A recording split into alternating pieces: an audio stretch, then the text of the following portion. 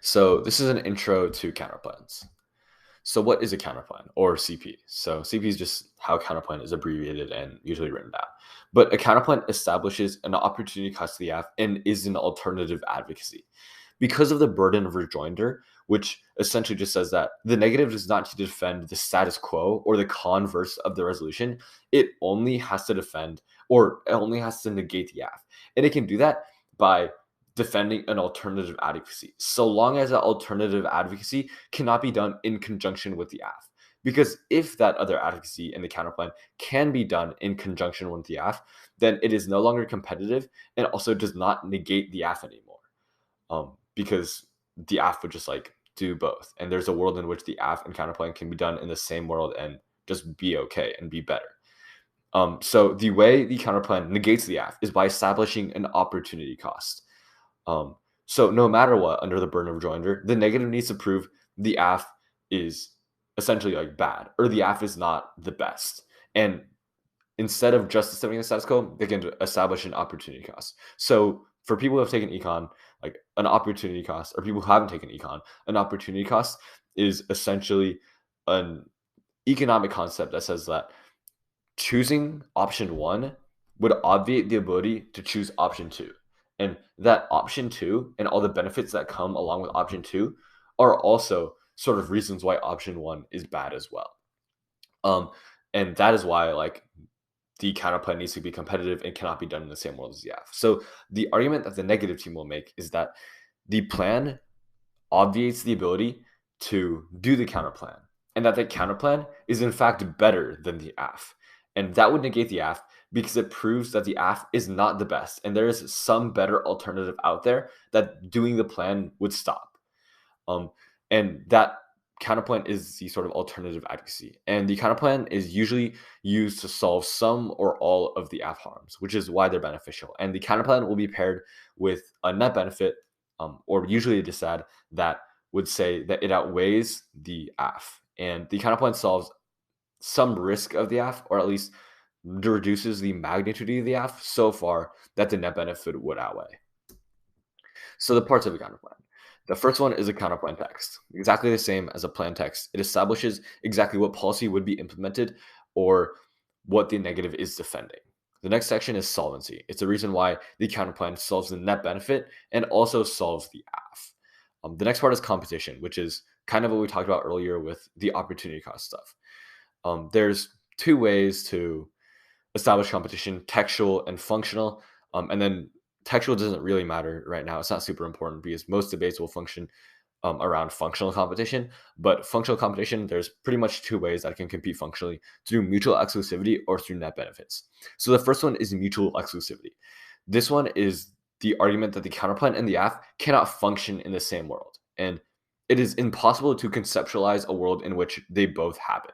For example, an AF that would say we should ban all pens, but a counterplan might say we should ban all pens besides blue pens, right? Those two are mutually exclusive because it is impossible to ban all pens while keeping blue pens. Those two worlds are just impossible to do together. The next way that they can compete is through net benefits, which is different because the world of the AF and the worlds of the counterplan can happen at the same time. The argument by the negative is just that that world is net worse. And how this works in a debate sense is that when you do the AF and the counterplan together, it links to the net benefit of the counterplan, which makes the conjunction of the AF and the counterplan worse than just the counterplan itself. Now, the last part of the counterplan is a net benefit. There can be an internal net benefit or an external net benefit. The internal net benefit usually is a reason that the counterplan solves the AF better than the AF, and the external net benefit is usually like a disad or some like other piece of offense that would be triggered because of the AF, but would not be triggered from the counterplan happening. Like an easy kind of way to establish like whether it's internal or external is like if you need a different sheet for it, or like if it's on a different piece of paper. Types of counterplans. So there's a lot of types of counterplans because there's a ton of ways that the negative can create an alternative advocacy to the AF. But a couple of types of these are picks, which are plan inclusive counterplans, and it includes some part of the plan. Advantage counterplans solves the advantage or the harms that the AF forwards, but is not mutually exclusive, which means that advantage counterplans need to compete based off net benefits. Process counterplans change the process of the AF. For example, instead of the AF being passed through Congress, it's passed through the courts, something like that. And then agent counterplans, which changes the agent of the AF. For example, changing the agent of some plan from the UN to the International Court of Justice. I don't know, something like that. These last couple ones are more prone to theoretical arguments about whether these are abusive, but I guess so are all counterplans. And there's a couple examples: a regulation counterplan and a police counterplan, or a police pick.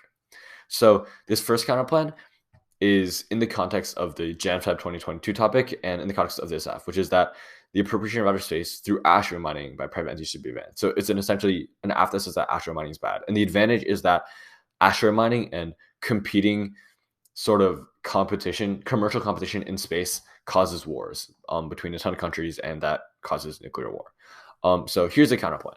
The counterplan says that the UN should list and create a set of regulations that would stop war, essentially, right? For example, countries can't mine like without an application. Applications are public; they expire after a little bit. The right is published, and the mining rights are tradable. And it's like this organization that creates them is not revenue oriented. And these next couple of cards create arguments about why these lists of developmental rules and goals, or I guess not goals, but like rules, solves the competition and sort of fierce market expansion by these countries, which would stop war. And this solves the AF because instead of like getting rid of asteroid mining to stop war over asteroids, it creates a set of regulations to stop war over asteroids while still allowing asteroid mining. And the net benefit is an external net benefit, which is the disad, as you can see like on this side navigation bar. But then the disad argument is essentially that asteroid mining is good. So this pair would make a winning 1 and C because the counterplan would reduce the risk of the AF, or essentially solve all of the AF, because the counterplan would make the argument that this list of regulations stops all war between these countries. But we're still able to access things like space mining and asteroid mining, which solves, in this case, climate change.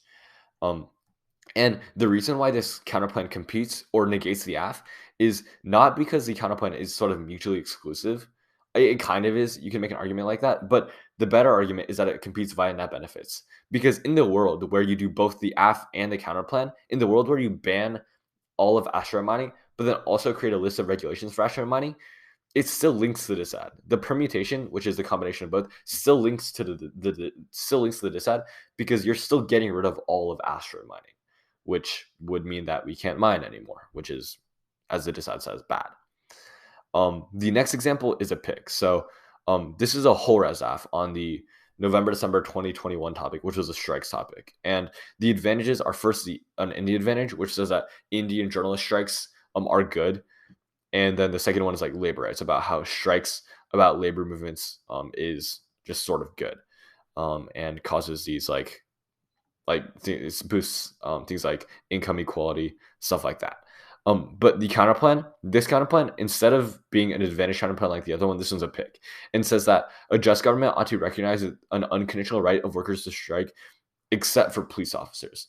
So this is a pick because it allows the AF to do it does the entirety of the AF except for police officers. So it says that every worker can strike except for police officers, and that has a big net benefit about why letting police officers strike is bad, and like the terminal is that it destroys democracy pretty much. So how this counterplan competes is that instead of competing off net benefits, it competes off mutual exclusivity, because obviously it is inconceivable for a world to ban all strikes, or no, sorry, allow all strikes, but then not allow police officers to strike, which is what the counterplan would be, which means that these two worlds are incompatible and don't make sense together.